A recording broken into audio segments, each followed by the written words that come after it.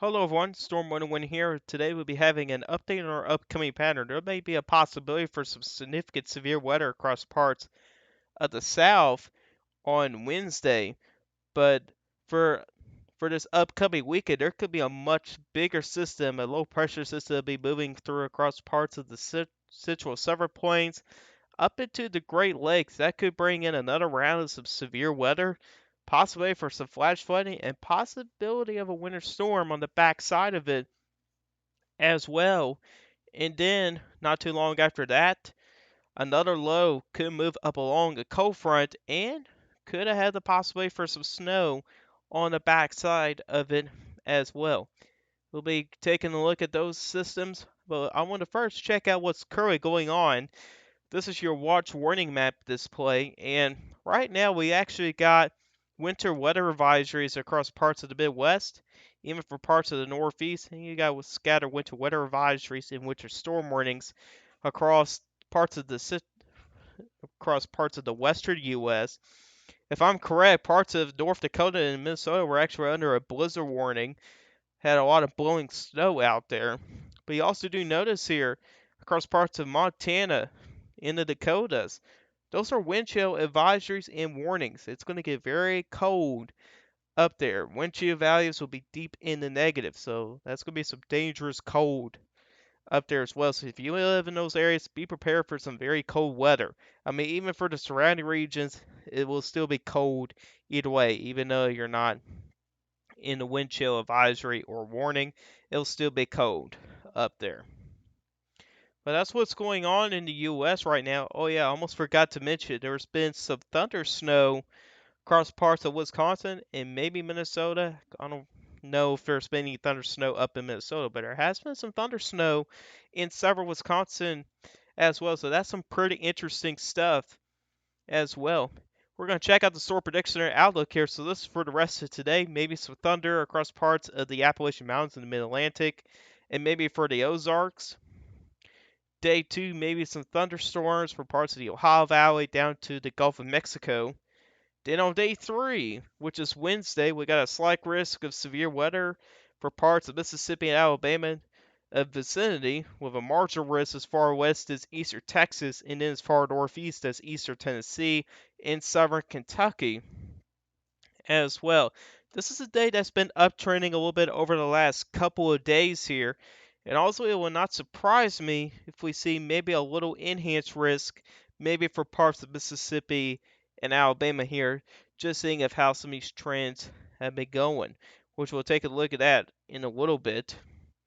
But on the day through 8 outlook, we actually got a slight risk for severe weather on day 6. This is Saturday, and this includes for northeastern Louisiana, eastern Arkansas, the northern half of Mississippi and Alabama, parts of central western Tennessee, up into southern Kentucky as well, within this 15% slight risk. Now, a lot of things can change from now till then, but I've also been hinting on the possibility for some severe weather in these areas in here for over the last couple of days now, and we have seen a better agreement here with that severe weather potential as well. So that gave the SPC enough confidence to issue at 15%. Now this could stay at 15% probably over the next couple of days here, maybe until day 3 we may see an upgrade. It will depend on where the models trend towards next, which we'll talk about that in a little bit as well. So let's get straight to the models here. We're going to start off with the European model. And we do have a low pressure system up in northern Minnesota that's been creating blizzard-like conditions on the backside of that low. And we'll have some snow, maybe some freezing rain again, and sleet across parts of New England states later tonight to tomorrow morning. But our first low here will be developing in Kansas here, and that'll be continuing to move on to the northeast here. And this could be a pretty decent snowmaker here on the backside here. Check this out here. On the leading edge of this warm front here, you actually got an areas of heavy snow. Could be a similar scenario what we just experienced there. So there might be the potential for maybe some thunder snow. That might be a possibility as well. And that's just in the afternoon hours on Tuesday. But unfortunately, a lot of those folks there will be transitioning over to rain at that point, and that low does weaken as it moves through the Ohio Valley into the mid-Atlantic. But the low that's going to be producing severe weather at this time, it's back in Colorado. And you do have a churning front that is something like this, and this low here will be moving up along this front here as well.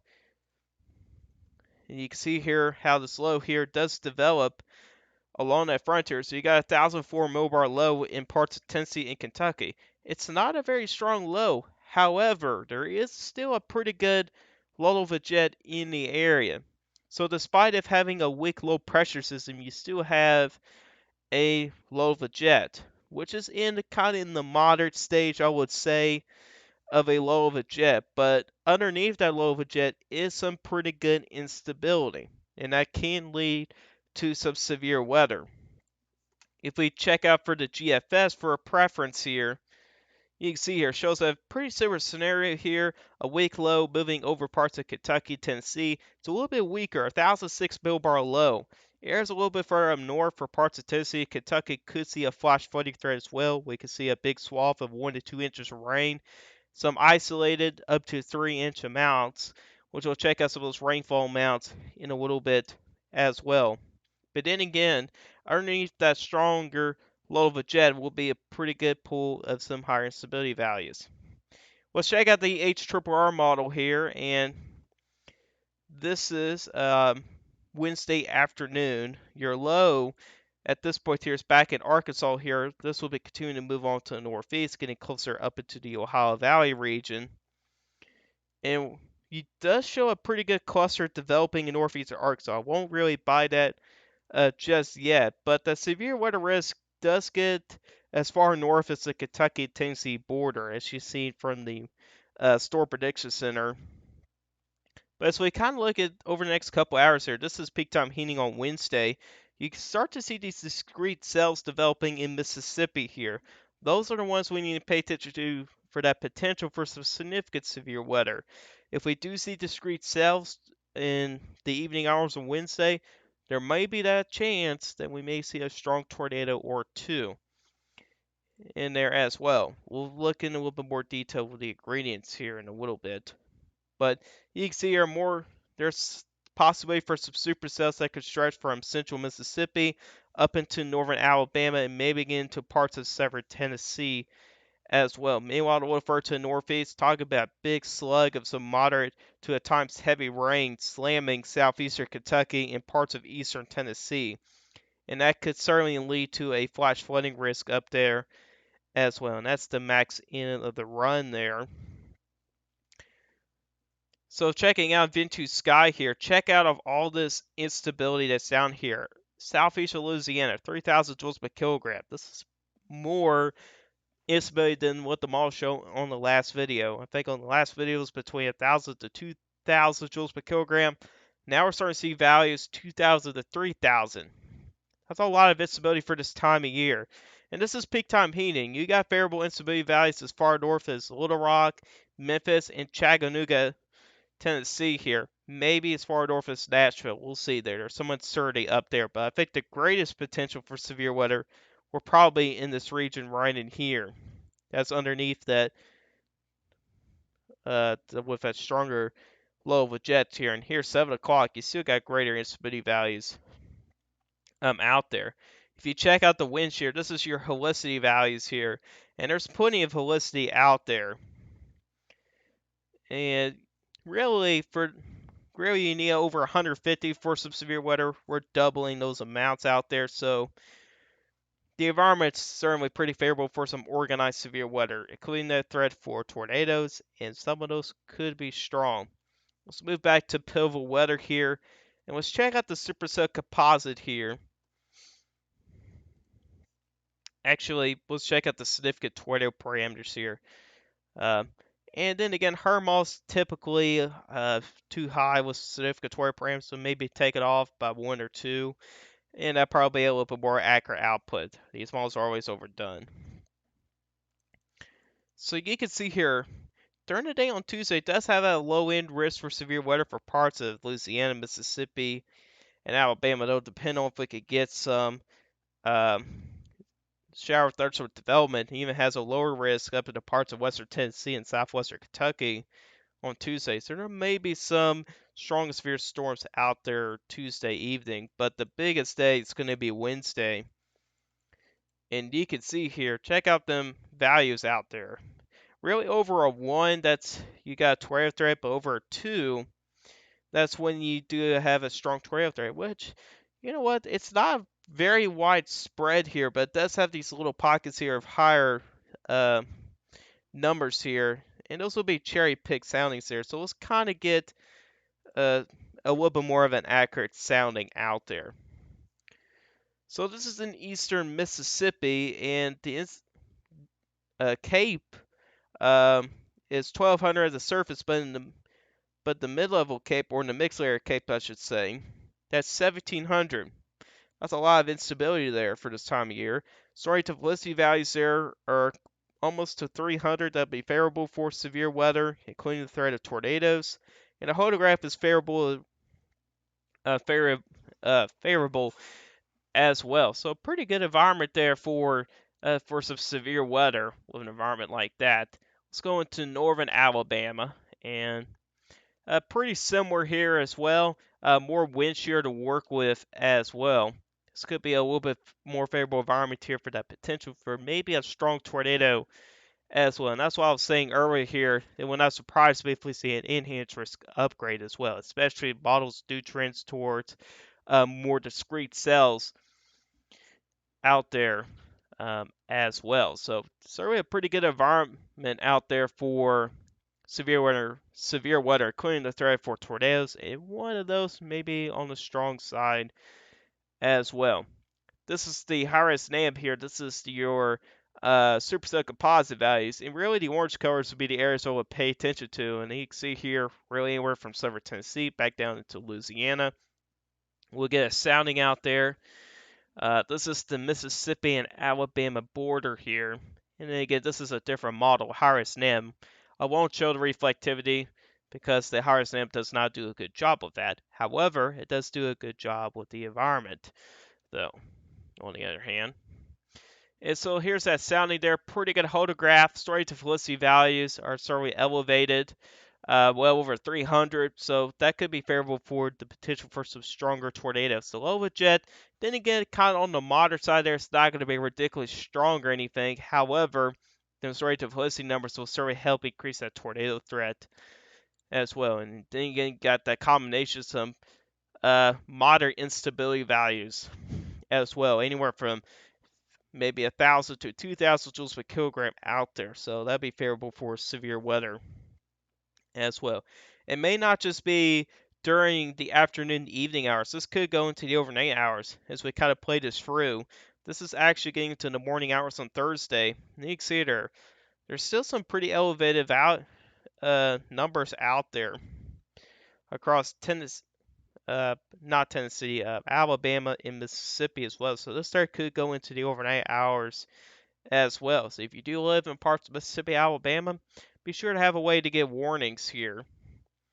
And looking into the sounding here, the instability values are still around, but wind shear values are not really there anymore. So yeah, that's whenever that low pressure system moves out away, and your wind shear values do tank. However, there is some elevated instability values out there, so there could still be a stronger storm or two out there. It may be a possibility out there, but then again, I think the main window for severe weather might just be probably in the late afternoon into the evening hours, and it can go in, a little bit into the overnight hours as well. So then again, if you live in the parts of Mississippi, Alabama, even as far north as parts of Tennessee, and far southwest as parts of Louisiana, be sure to have a way to get warnings here, because some of these storms here could be on the significant side as well. Like I was mentioning there with that heavy rainfall threat, this is the NAM here, and you can see here pretty good swath of 1 to 2 inches up into parts of Tennessee and Kentucky, and does show some isolated areas that could be higher than 2 inches. You can see there it's got a little bullseye and kind of going along the Virginia and Kentucky border as well. So we do have that flash flood threat out there as well with this setup here. So we do need to keep an eye on that as well. And like I was saying here with that Lova jet, this is the European model here. Got a pretty good Lova jet out there, kind of on the moderate side of things. Even go a little bit deeper to the night here. It's got a pretty strong Lova jet up into Eastern Tennessee. And that could be an outlier. We'll see about that. But getting deeper into the night, though, as the low moves out of the way, the Lova jet does weaken. So that's a good thing about that. As you kind of get deeper to the overnight hours, the wind shear values do back off, which is a good thing there as well. And here's the GFS. It's a little bit weaker though, but those higher resolution models do a little bit better job here. And this is the highest NAM. Shows more of a moderate Lova jet out there as well, which can certainly help increase that severe weather threat as well. Okay, so that's Wednesday threat out of the way. Let's talk about the upcoming weekend system, and it could be a big one. So this is getting into Friday afternoon. Your system here is back in the four corner states here. That'll be ejecting out of the Rocky Mountains and be moving up into the Midwest into Saturday. You can see how this kind of happens here. And so your main low, I know it shows three different lows, but your main low will be up here in the lower Ohio Valley at this time here. So it has an 96 millbar low in the tri-state area.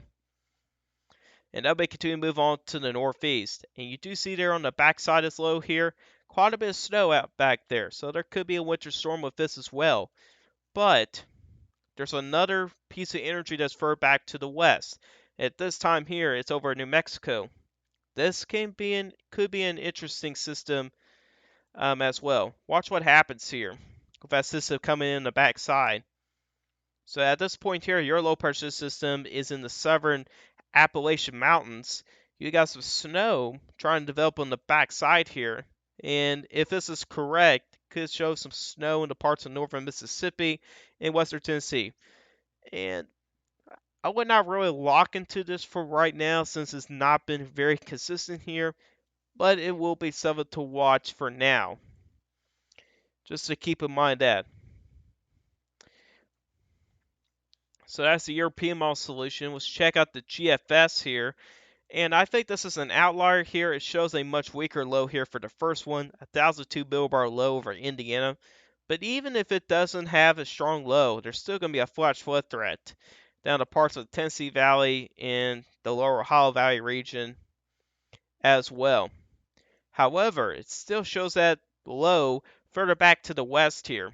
So you got that low moving into Texas, and you can see here how it develops along that front. And then again, take this as a grain of salt here. But by Monday morning, if this is correct, shows a winter storm for parts of Kentucky at that point as well. But then again, I won't really buy that just yet. Models have not been very consistent with that as well. But I think the main focus here that we should be focusing on is this system right here, which the GFS here is pretty weak on that. Honestly, I think it's going to be stronger than that. I think the European model is a little bit more accurate. So let's go back to windy here. Let's check out that system in a little bit more detail. So this is 7 p.m. on Friday. Here's your low back in the parts of Colorado and New Mexico. Let's move on to 5 o'clock here. So your low is in northeastern Arkansas. Check out this strong low of a jet here. And this is over parts of Kentucky, Tennessee, all the way back down to the south. This is going to be a very large, warm sector here. Some of the strongest low of a jet winds indicated by the European model could be found up in the parts of Kentucky and Tennessee. Now, is there going to be any instability? Yes, there will be some out there. Now, then again, I will say that for the trend over the last, some of the past setups, seems like models have been low with the instability values at first, but it seems like they always trend higher and higher as we get closer to the event. That's exactly what happened to Wednesday's setup here. You've seen the HER model. On the last video, we said maybe max 1,000 to 2,000 joules per kilogram. Well, we're finding 2,000 to 3,000 joules per kilogram of CAPE. So, could it happen on this up here? It could, but we'll not say it too early for now. Some things can change with this one here. But either way here, with a setup like this here, especially with the Gulf of Mexico being wide open, it will not surprise me if we see pretty elevated instability values in the warm sector here. So this is certainly something we need to watch for as well. Here's 8 o'clock here. You still got a pretty strong load of a jet out there. And that severe weather risk could move further to the east here on the underside of the Appalachian Mountains there later in the day. If we do check out instability values at that time, it does seem like the instability values do not quite make it out there. So the mid-Atlantic and Southeast, you guys may be a little bit lucky with that. However, you do see here comes your next low here. At this point here, it's in northern Georgia. That may move up along the front there. We'll have to see if that brings a severe weather risk for parts of the Carolinas and Georgia. We'll watch for that as well. Let's kind of back this up a little bit to 4 o'clock here. And check out the GFS model here. It's a little bit better here with the instability here, and I think this is more accurate here than the European model here. Shows a pretty nice area here of instability here. Really anywhere from 500 to 1500 joules per kilogram. It's actually got some areas getting closer to the 2000 range, and then again, I think this is a little bit more accurate here.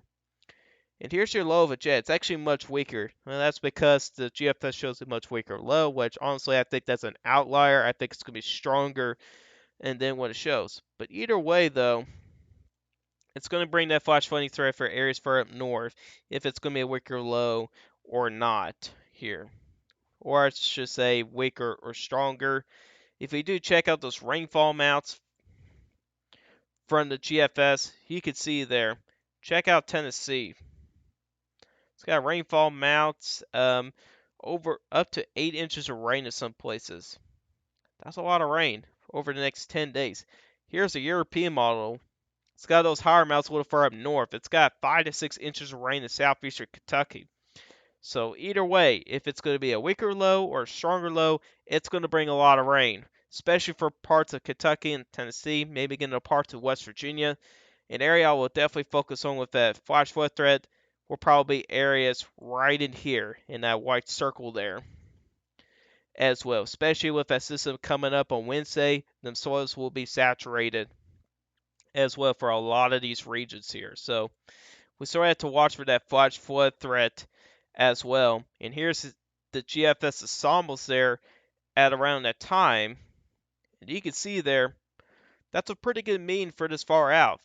Almost 6 inches of rain in eastern Tennessee. So then again, we certainly have to keep an eye on that flash flood threat as well. So then again, something we definitely need to watch for very closely here.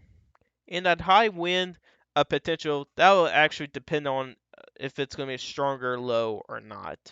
But the potential's there without severe weather. Well, showers or thunderstorms, I should say. There could be a pretty gusty southerly wind with it as well. So then again, something we definitely need to watch very closely here over the next couple of days here. And we'll definitely have more updates on it as well. And let's check out those temperature anomalies here. So what I want to mention very quickly here is the temperature anomalies here from the GF ensembles.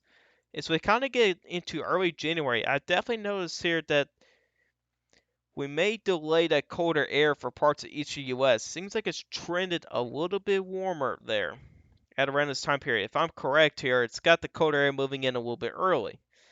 Well, looks like it could get delayed. You can see there are still slightly warmer than average anomalies out there. But eventually, when we get deeper to mid-January here, that cold air finally starts to move in. But that could change as well. That's pretty far out.